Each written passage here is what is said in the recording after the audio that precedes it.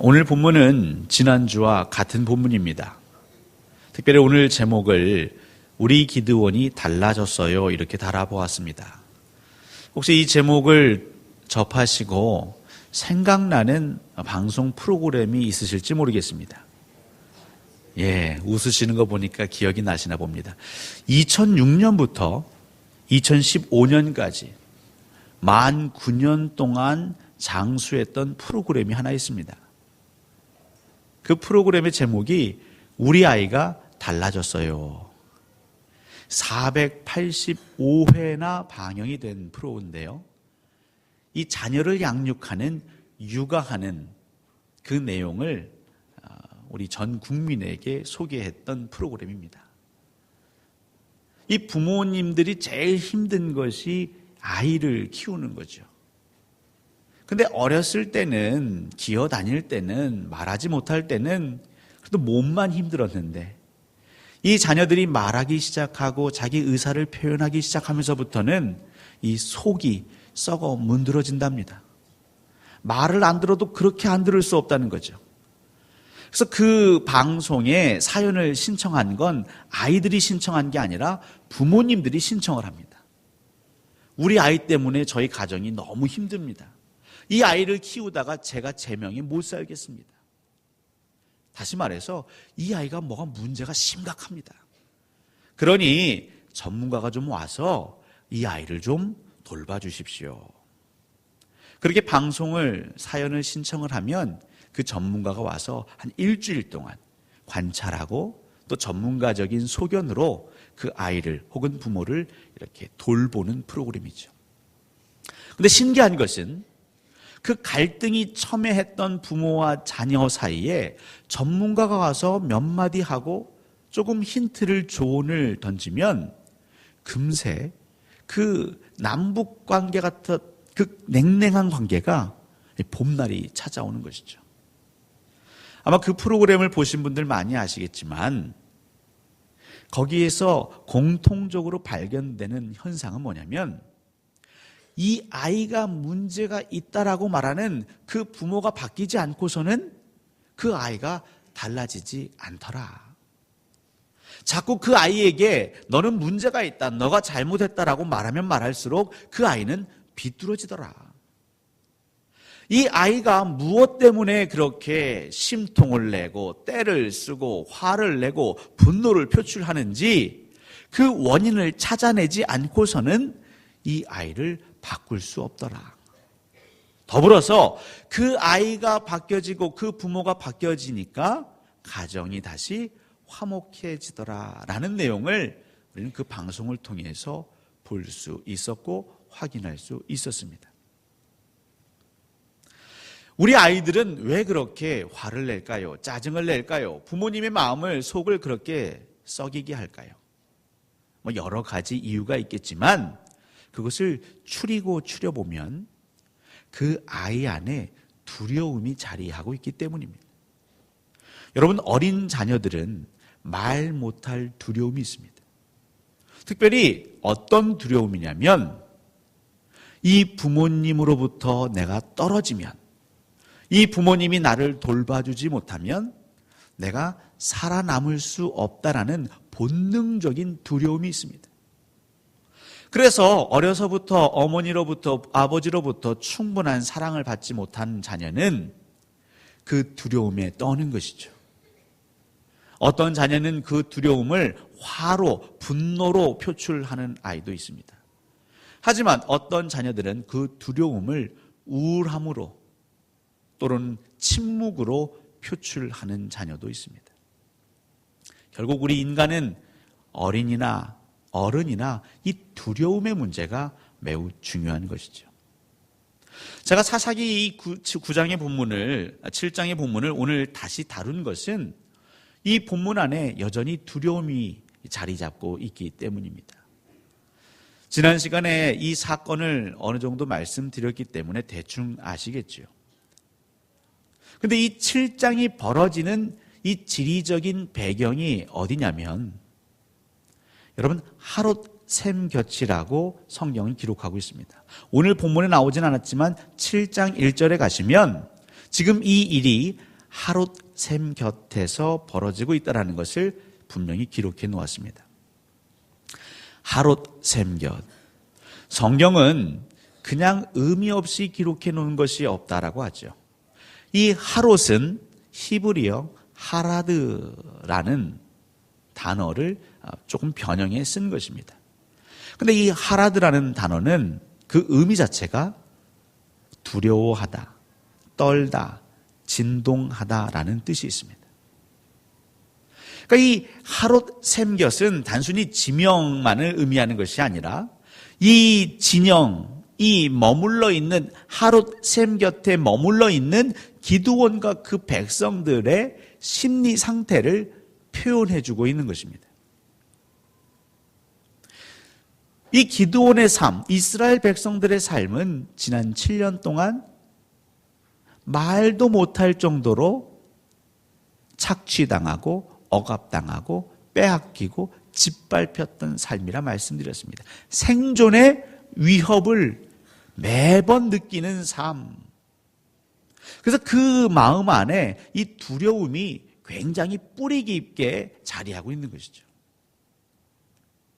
근데 이 뿌리 깊은 두려움 이면에 사실 불신의 마음도 자리하고 있습니다. 부모를 전적으로 믿는 아이들은요, 자신감이 있습니다. 자존감이 있습니다. 왜냐하면 내가 힘들고 어려울 때에 반드시 나의 부모가 나를 도와줄 것이다 라는 믿음이 있기 때문이죠. 근데 그 믿음이 상실된 아이는, 그 믿음이 있어야 할 자리에 부모에 대한 불신이 자리한 아이는 두려움으로 하루하루를 살아내는 것이죠. 여러분, 이 사사기 7장 합 6장을 한번 눈으로 살피겠습니다. 6장 13절을 한번 같이 찾아보시죠.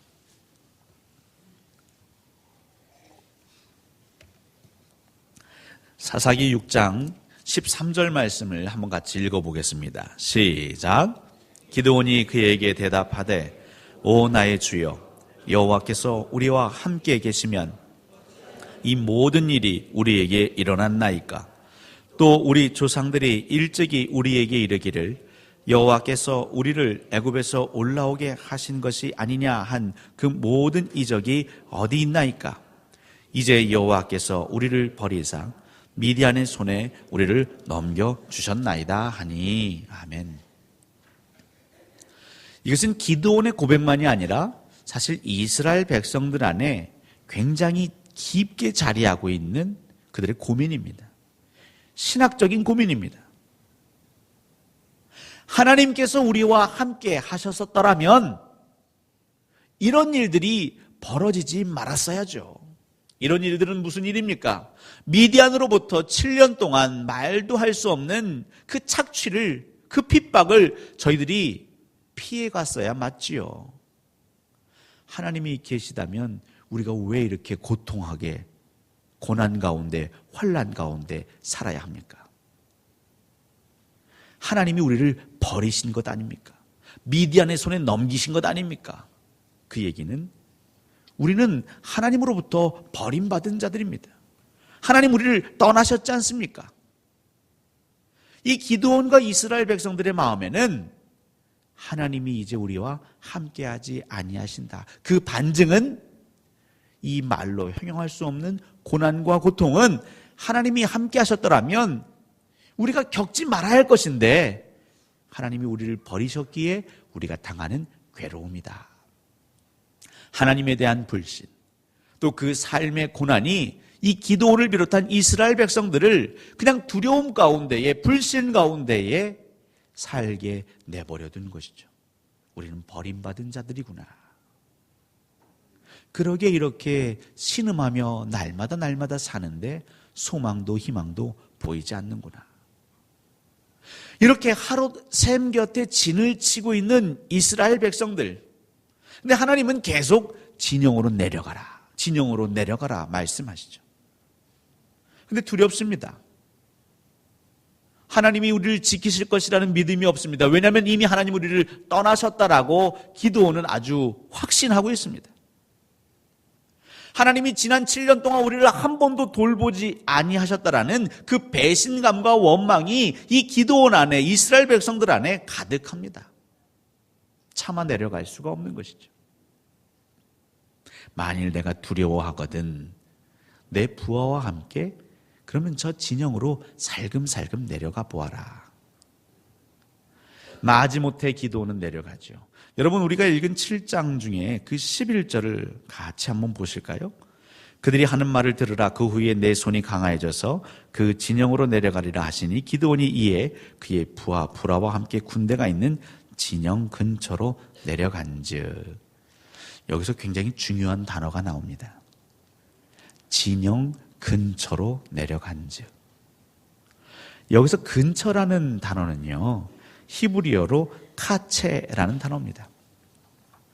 이 카체라는 단어는 이 근처라는 뜻보다는 끝, 가장자리, 더 이상 갈 수 없는 곳. 그러니까 우리로 치면 낭떠러지 같은 곳이죠.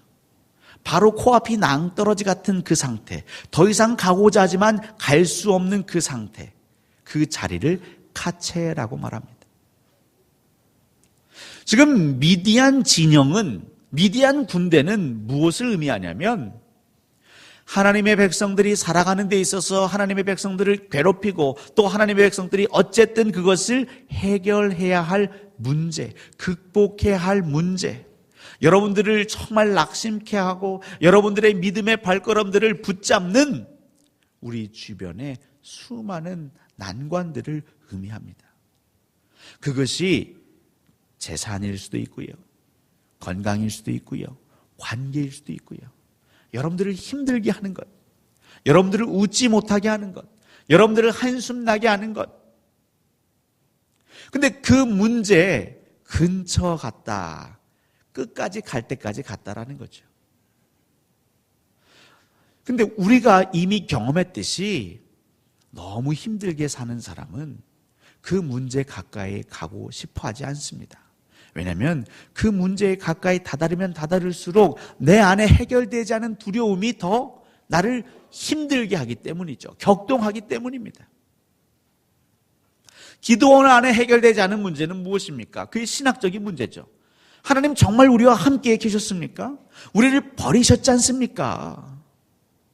그래서 저 미디안 진영이 저렇게 모래알처럼, 메뚜기 떼처럼 우리를 대적하고 있지 않습니까? 여러분, 그 진영은 죽음의 자리입니다. 기도원으로 하여금 숨이 턱턱 막히게 하는 자리. 그런데 하나님은 어떻게 하시냐면 그 두려움에 떨고 있는 기도원을 그가 정말 만나고 싶어 하지 않은 그 진영, 그 문제, 그 끝까지, 그 경계까지 그를 데려가십니다. 오늘 성경 말씀이 저와 여러분에게 말씀하시는 것, 명령하시는 건 뭐냐면 많은 분들이 중도에서 포기합니다. 여러분들을 힘들게 하는 문제, 여러분들을 괴롭고 마음 심란하게 하는 문제를 그냥 덮어버립니다. 그냥 참고 살지. 이러다 보면 어떻게 되겠지. 관계에 있어서도 풀리지 않는 관계, 그냥 이 정도로만 지내면 되겠지. 근데 우리 하나님은 지금 기도를 어디까지 끌고 가시냐면 그 근처까지 끌고 가십니다.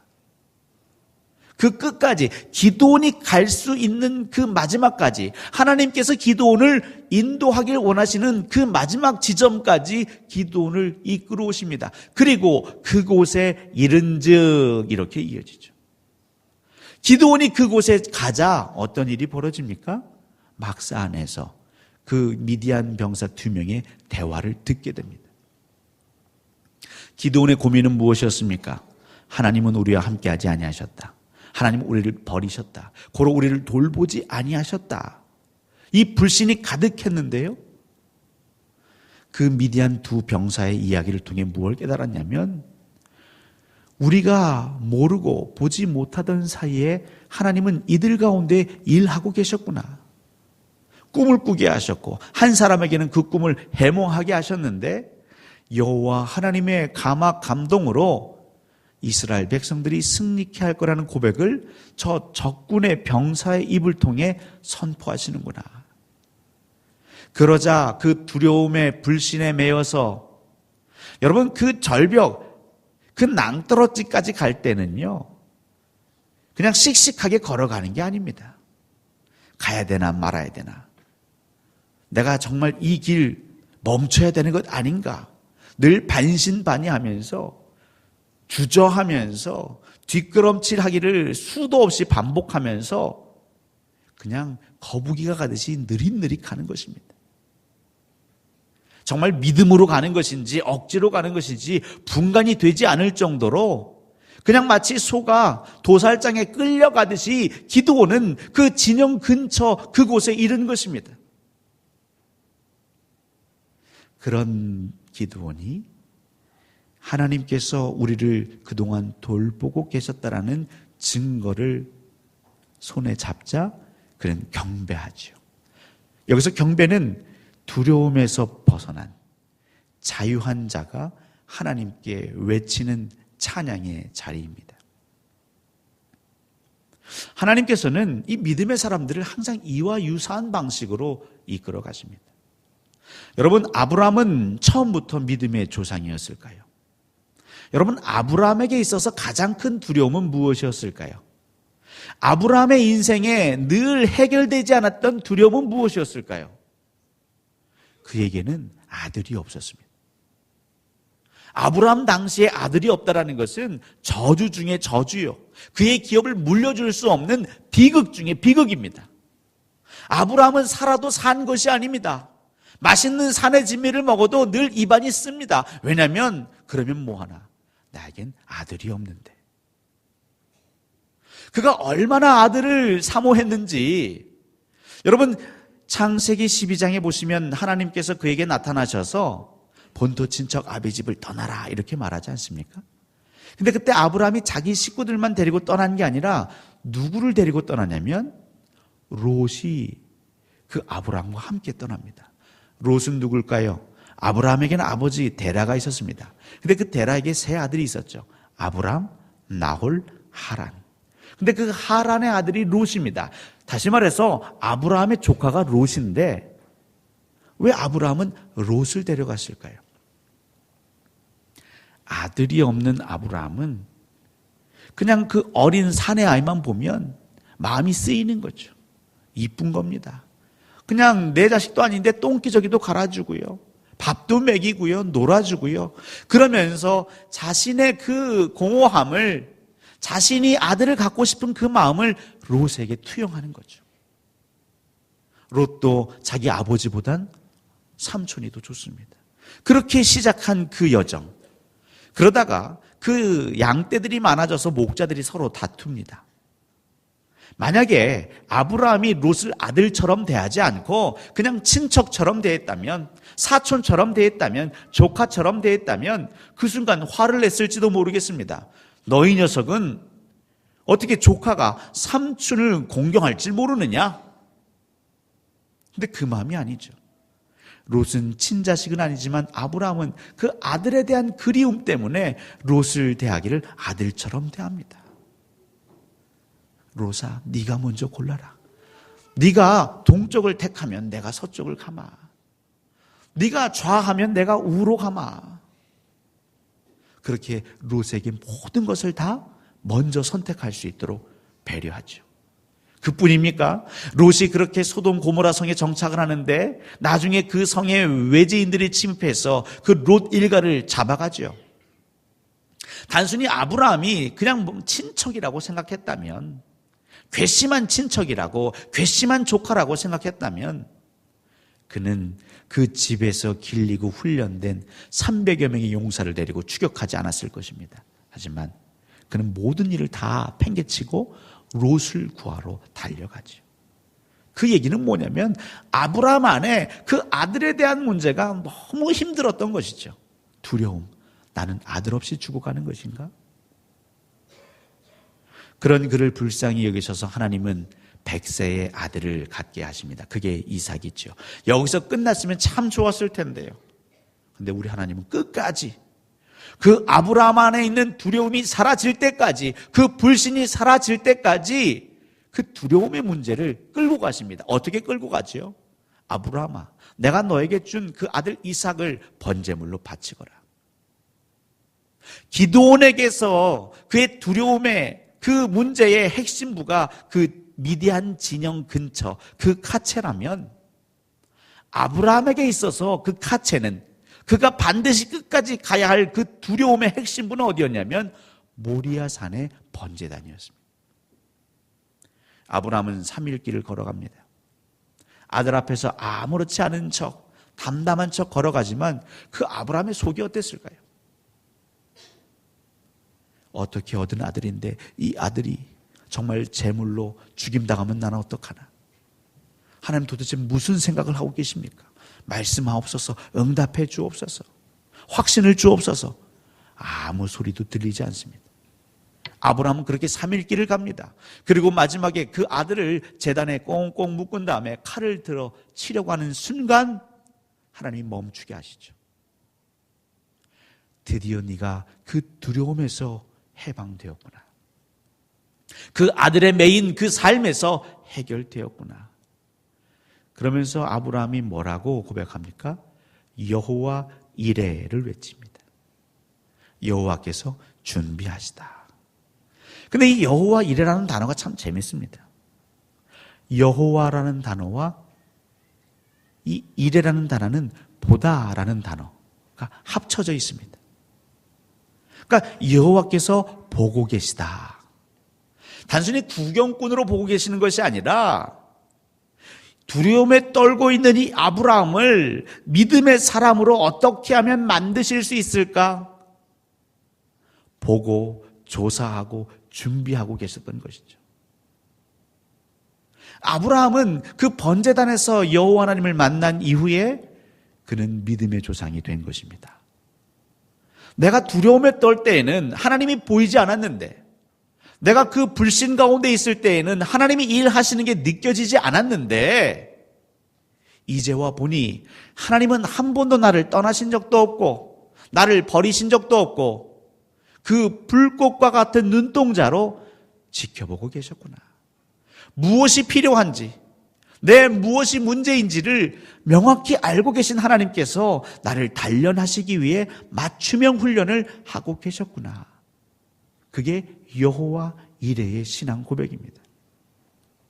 기드온 역시 그 진영 막사 바로 앞에서 그곳에 이른즉 그가 경험한 것은 하나님이 돌보고 계셨구나. 하나님이 우리 모두를 바라보고 계셨구나. 멀리 떠나가 계신 것이 아니라 우리들의 두려움까지도 헤아리고 계셨구나.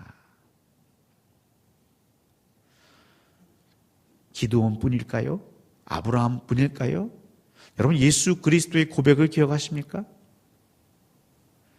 예수님께서 마가복음 14장 36절에 이렇게 하나님께 간청합니다. 그냥 아버지여 할 수 있음에도 불구하고 얼마나 그 속이 애간장이 타는지 아빠, 아버지여, 친밀감을 드러내면서 간구하는 거죠. 아버지 바지끄레기를 그냥 붙잡고 늘어지면서 아빠, 아버지여, 아버지께는 모든 것이 가능하오니 아버지는 전지전능하시지 않습니까? 이 잔을 내게서 옮기시옵소서. 아버지, 제가 꼭 이 잔을 들어야 합니까? 제가 이 잔을 들지 않고서도, 제가 이 십자가를 지지 않고서도 하나님은 이 백성들을 살리실 수 있는 능력이 있으시지 않습니까? 그러나 내 원대로 마시옵고 아버지의 원대로 하옵소서. 그리고 예수 그리스도 역시 하나님께서 그에게 허락하신 카체, 그 가장자리, 그 끝까지 걸어가십니다. 골고다 언덕을 걸어가십니다. 십자가에 달리십니다. 많은 사람들은 그 십자가가 형벌의 파멸의 자리라고 생각되지만 예수 그리스도는 그곳에서 하나님을 만나셨습니다. 여호와 이레 하나님을 만납니다. 그리고 고백하시기를 다 이루었다 말씀하고 계시는 것이죠. 우리 하나님은 지금 저와 여러분을 바라보고 계십니다. 여러분 안에 어떠한 사건과 어떠한 괴로움 때문에 두려움이 자리하고 불신이 자리해서 하나님이 보이지 않고 들리지 않을 수 있을지는 모르겠지만, 여러분, 분명한 진리의 말씀은 하나님은 한 번도 저와 여러분을 떠난 적이 없으십니다. 그리고 그 하나님께서는 우리가 힘들어하는 그 두려움의 문제의 본질의 핵심에 저와 여러분들이 뚜벅뚜벅 걸어가길 원하십니다. 여러분, 기드온이 잘한 게 무엇입니까? 그는 후들후들 떨리는 다리를 부여잡고 순종한 것입니다. 죽으면 죽으리라 순종한 것입니다. 여러분, 아브라함이 잘한 게 무엇입니까? 그냥 순종한 것입니다. 하나님이 가라 하시는 곳으로 억지로 정말 끌려가듯이 그 마음은 너무너무 괴롭고 비통하지만 그럼에도 불구하고 끌려가듯 간 것입니다. 여러분, 예수 그리스도를 믿는 삶이 매일 잔치 같고 우리에게 희락과 기쁨과 그 가나안의 혼인잔치 같으면 얼마나 좋겠습니까? 물이 변하여 포도주가 되는 그 놀라운 기적과 이적만을 늘 우리가 경험하면 얼마나 좋겠습니까? 병든 자가 낫고 우리에게 정말 쌀떡과 기름떡이 마르지 않고 너무너무 풍성해져서 나누기만 하면 얼마나 좋겠습니까? 근데 사실 저와 여러분 안에 여전히 있는 죄성, 그 두려움, 그 괴로움의 문제, 하나님은 이 문제를 믿음으로 해결해 주기를 원하십니다.